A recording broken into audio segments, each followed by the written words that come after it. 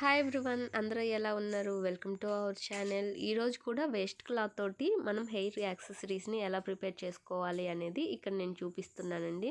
Already మన ఛానల్లో 3 videos upload చేశాను. మనం డ్రెస్సెస్ లేదంటే బ్లౌజెస్ ఏవైనా డిజైన్ చేసిన తర్వాత వేస్ట్ క్లాత్ అనేది ఉంటుంది కదా, దాన్ని అలా పడేయకుండా మనం హెయిర్ యాక్సెసరీస్ అనేది ప్రిపేర్ చేసుకోవచ్చు.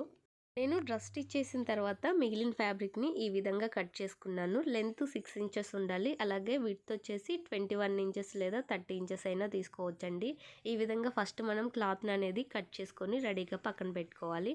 ఇప్పుడు దీన్ని ఇలా మిడిల్లోకి ఫోల్డ్ చేసుకోవాలి. రైట్ సైడ్ ఏమో లోపలికి ఉండాలి, రాంగ్ సైడ్ పైకి వచ్చే విధంగా క్లాత్ని ఈ విధంగా పెట్టేసుకొని పావించి మార్జిన్ తోటి ఫస్ట్ ఒక స్టిచ్ వేసుకోవాలి. నేను ఇక్కడ బేసిక్ రబ్బర్ బ్యాండ్ అనేది ముందుగానే ప్రిపేర్ చేసుకున్నానండి. ఆల్రెడీ మన ఛానల్లో వీడియో అప్లోడ్ చేశాను, బేసిక్ రబ్బర్ బ్యాండ్ ఎలా ప్రిపేర్ చేసుకోవాలి అనేది.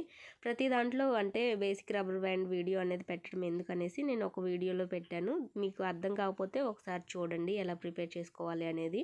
ఇప్పుడు నేను ఇక్కడ ఫ్లవర్ టైప్లో స్టిచ్ చేయడం కోసం ఈ విధంగా మిడిల్లోకి ఫోల్డ్ చేసిన తర్వాత పావించి మార్జిన్ తోటి మనం ఎంత క్లాత్ అయితే తీసుకున్నామో ఆ క్లాత్ మొత్తాన్ని ఇలా స్టిచ్ అనేది వేసుకోవాలి. ఇలా స్టిచ్ వేసుకున్న తర్వాత ఇలా ఫస్ట్ స్ట్రైట్గా స్టిచ్ చేసిన తర్వాత ఈ విధంగా ఇంకొక స్టిచ్ కూడా వేసుకోవాలి. మనకి ఒక సైడ్ ఓపెన్ ఉండాలి, 3 సైడ్స్ కూడా మనకి క్లోజ్గా ఉండేలాగా ఈ విధంగా క్లాత్ని అనేది రెడీ చేసుకున్న తర్వాత ఇప్పుడు ఈ క్లాత్ని కరెక్ట్ సైడ్కి టర్న్ చేసుకోవాలి. ఇలా టర్న్ చేసుకున్న తర్వాత మనం ఫ్లవర్ అనేది ఈజీగా స్టిచ్ చేసుకోవచ్చు. ఫస్ట్ ఈ విధంగా క్లాత్ని అయితే రెడీ చేసుకోవాలండి. మనకి ఈ క్లాత్ ఎడ్జ్లు అనేది నీట్గా వచ్చే విధంగా క్లాత్ని అనేది అడ్జస్ట్ చేసుకోవాలి. నేను ఇక్కడ మగ్గం వర్క్ చేసుకుంటాం కదా నీడిల్, దాన్ని ఈ విధంగా రివర్స్ చేసుకొని ఇలా క్లాత్ మొత్తాన్ని నీట్గా రివర్స్ చేశాను.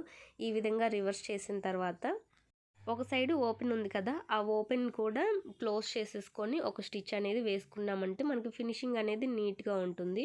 ఫ్లవర్ స్టిచ్ చేయడం కంప్లీట్ అయిన తర్వాత మనకి ఎక్స్ట్రా క్లాత్ ఏమీ కనిపించకుండా నీట్ ఫినిషింగ్ అనేది ఉంటుందండి. ఈ విధంగా ఫోల్డ్ చేసుకొని ఒక స్టిచ్ అనేది వేసుకోవాలి. ఇప్పుడు సేమ్ కలర్ థ్రెడ్ని తీసుకొని నిడిల్లోకి ఎక్కించుకోవాలి 2 వరుసలు. ఈ విధంగా ఎక్కించుకున్న తర్వాత చివరిలో నాట్ అనేది వేసుకొని ఇప్పుడు ఈ క్లాత్ మిడిల్లో మనము స్టిచ్ అనేది వేసుకోవాలి. టాకాల్లాగా వేసుకోవాలండి. మీ దగ్గర మిషన్ ఉంటే ఈ విధంగా మిషన్ మీద అయినా స్టిచ్ చేసుకోవచ్చు, లేదంటే నార్మల్ స్టిచ్ అంటే రన్నింగ్ స్టిచ్ అంటారు కదా, ఆ స్టిచ్ అయినా వేసుకొని మనం ఇలా హెయిర్కి సంబంధించిన ఏవైనా యాక్సెసరీస్ని ప్రిపేర్ చేసుకోవచ్చు చాలా ఈజీగా. మనము క్లాత్కి కరెక్ట్గా మిడిల్లోనే ఈ స్టిచ్ అనేది వేసుకోవాలి. అటు ఇటు వెళ్ళిందంటే మనకి ఫ్లవర్ అనేది నీట్గా ఉండదు, ఒక సైడ్ ఎక్కువ ఒక సైడ్ తక్కువ లాంటిది వస్తుంది. సో ఈ విధంగా మీరు మిడిల్లోకి మార్కింగ్ అయినా వేసుకోండి, లేదంటే ఇలా డైరెక్ట్గా మీకు అర్థమవుతుందంటే డైరెక్ట్గా అయినా సరే రన్నింగ్ స్టిచ్ అనేది ఒకటి వేసుకోవాలి.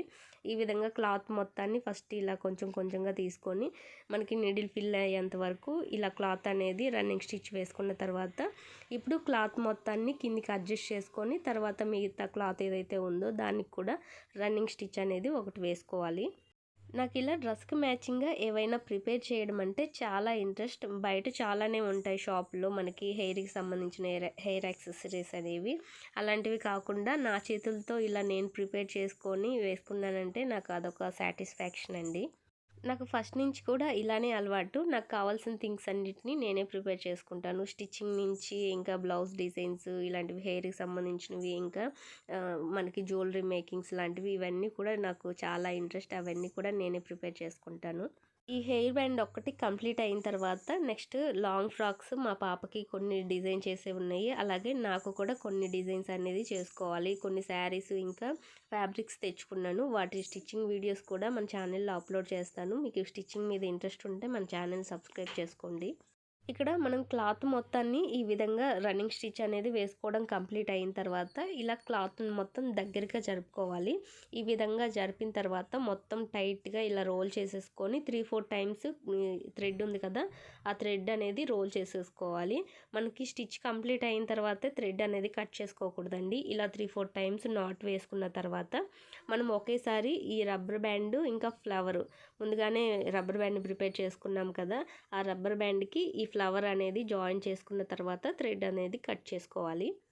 పెద్దవాళ్ళకైతే ఇలా రబ్బర్ బ్యాండ్కి జాయిన్ చేసుకోవాలి. అదే చిన్నపిల్లలకి అయితే మనము ఈ విధంగా బేసిక్ ఫ్లవర్ అనేది ప్రిపేర్ చేసుకొని దీనికి కొంచెం గ్లూ అప్లై చేసుకొని బ్యాక్ సైడ్ టిప్ టాప్లు ఉంటాయి కదా చిన్నపిల్లలకి పెట్టేవి, వాటిని జాయిన్ చేసుకున్నామంటే అలా ఫ్లవర్స్ లాగా 2 ప్రిపేర్ చేసుకొని వాళ్ళకి పెట్టామంటే లుక్ అనేది చాలా బాగుంటుంది. పెద్దవాళ్ళకైతే ఇలా హెయిర్ బ్యాండ్కి అనేది జాయిన్ చేసుకోవచ్చు.